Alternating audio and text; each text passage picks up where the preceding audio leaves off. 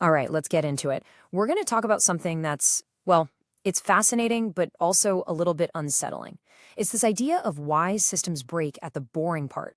So let's just start with this one quote, because it really sets the stage. Most systems don't fail loudly. They fail at the quiet part. I mean, think about that for a second. It just completely flips everything we think we know about how things fall apart, right? We're all looking for the big bang, the massive explosion. But the truth is, the real danger, it usually shows up as a whisper. And that idea, that's our jumping off point. We're calling this first part the quiet failure. And the name says it all, really. The big takeaway is that when a system fails, it's almost never the big, dramatic scene you've got playing in your head. The idea here is so simple, it's almost sneaky. We picture system failure like a building just crumbling into dust, everything going wrong at the same time. But what we're learning here is that's not how it works.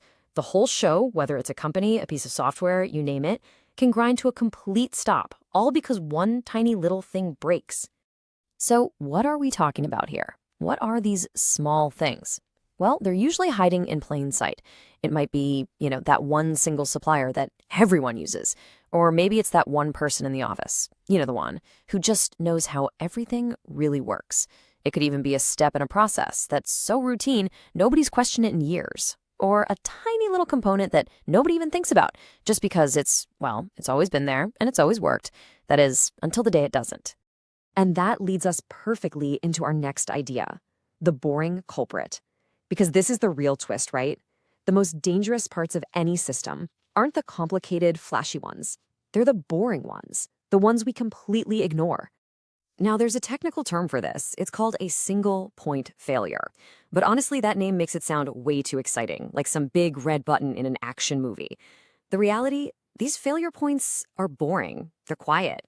They're the parts of the system that are so incredibly reliable, we just assume they'll be there forever.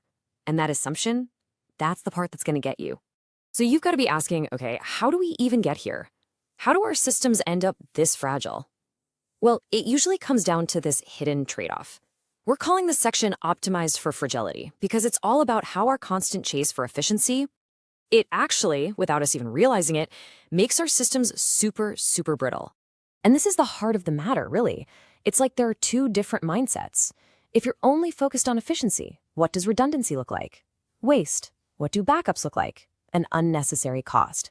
You're just trying to streamline everything. But if you switch to a resilience mindset, the whole picture changes. Suddenly, redundancy isn't waste, it's insurance. Backups aren't a cost, they're absolutely critical. And you don't just narrow dependencies, you work to actually understand them. See the difference?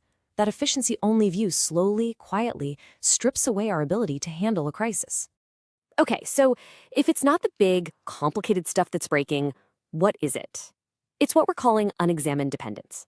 The real issue isn't how complex a system is. It's the fact that the connections holding it all together are invisible.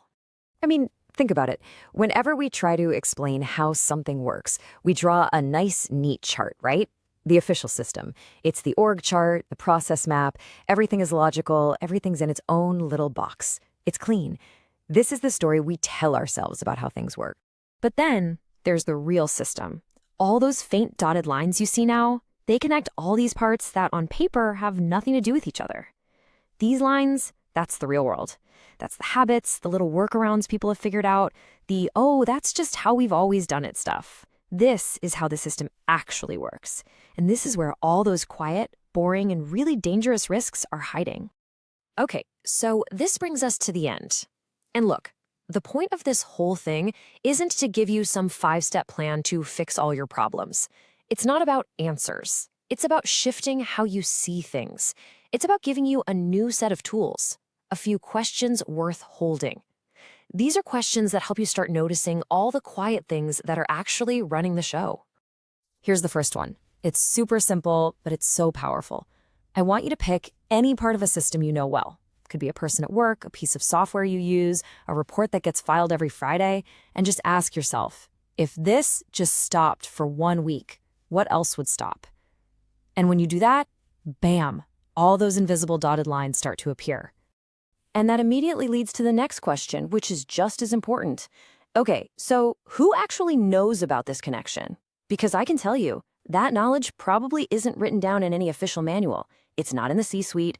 It's with the person on the front lines, the one who knows all the unwritten rules and the clever tricks that actually keep the wheels turning. And let's wrap up with this last one. It's a bit of a mind bender. Is this designed or is it accidental? Think about that critical connection you just uncovered. Was that put there on purpose, or did it just kind of happen over time? This question really forces you to wonder if the systems around us are these brilliant, intentional designs, or if they're just fragile things that grew by accident. And that is a question that's worth thinking about long after we're done here.